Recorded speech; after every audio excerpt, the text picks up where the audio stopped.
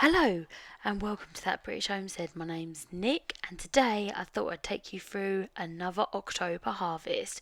Today is October 9th. I know what you're thinking, my goodness, where has the year gone? I completely agree, but I cannot believe that we still have tomatoes. Guys, last year it was like we almost got one tomato and then the blight hit. I am getting a little bit of very incredibly late blight on some of my tomatoes, but not very many of them. Most of them are looking incredibly healthy. The ones that I've got growing up sticks are looking amazing. I don't know if it's the aspirin I sprayed on them, or if it's luck, or if it's just the drier weather because now it's getting very wet.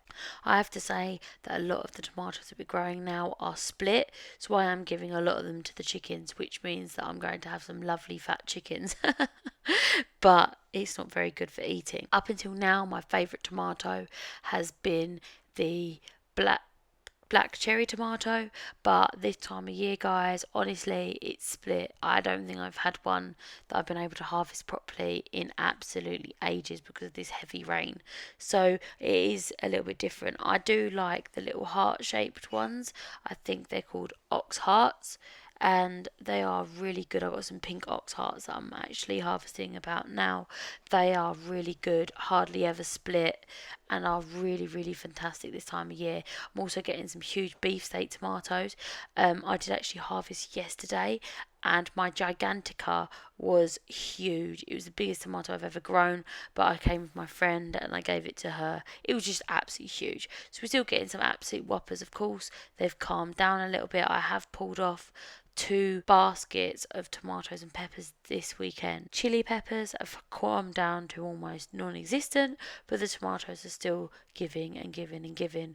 Getting lots and lots of tomatoes. As you can see, I'm just checking them. They could be poisoned, you've got to be careful.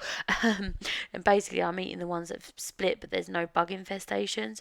Anything that's like slightly gross or that I have that is split, I'm gonna go ahead and give to the chickens because the chickens will absolutely love it. They'll pick at it for the next like day and a half, and they will absolutely be appreciative of that. We grow absolutely tons of different varieties, about 50 varieties off the top of my head, and I have to say that this time of year you really do see the difference between the varieties. For example, the garden peach was amazing at the beginning of the year, not getting any edible ones of those. They're all splitting and being attacked by insects, so it's really important that I get them really soon. But now I'm back at work and I'm working full time. It is very difficult to come down and spend much time down here and work full time, run a house and have child and have other things in your life.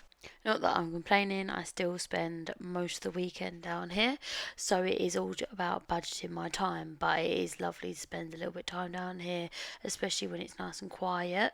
As it cools down, less people start coming down the allotment and you kind of get the whole place to yourself. I've been very spoiled because I absolutely adore coming down here and being the only one on the allotment, so it is quite lovely. As you can see, I'm still picking absolute tons of tomatoes. These tomatoes have really outdone themselves.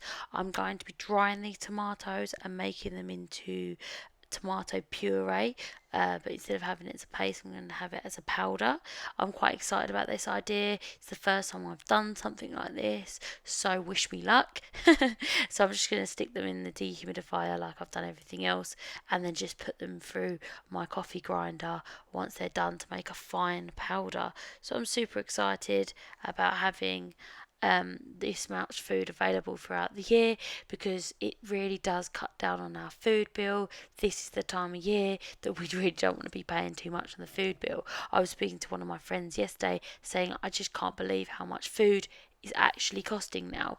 Everything seems to be going up and up and up, and it's really nice that I know that I'm going to be secure for what in terms of tomatoes in for a very long time. So that's pretty awesome. This is Jasmine's little plot. She's done so well, bless her. She's absolutely grown loads, and this time of year, honestly, this is where I'm getting most of my tomatoes from, and they're absolutely delicious. They've really come into their own. I'm not sure about any of the varieties here. I cannot remember, and labels are long gone.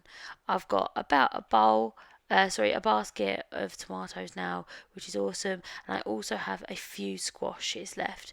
This is custard squash, and I've got a few lovely cabbages ready for next spring. And this one is called Sunburst. I cannot believe I've still got squash. Alright, thank you for watching. I'll see you next time. Please remember to subscribe. See you next time. Bye bye.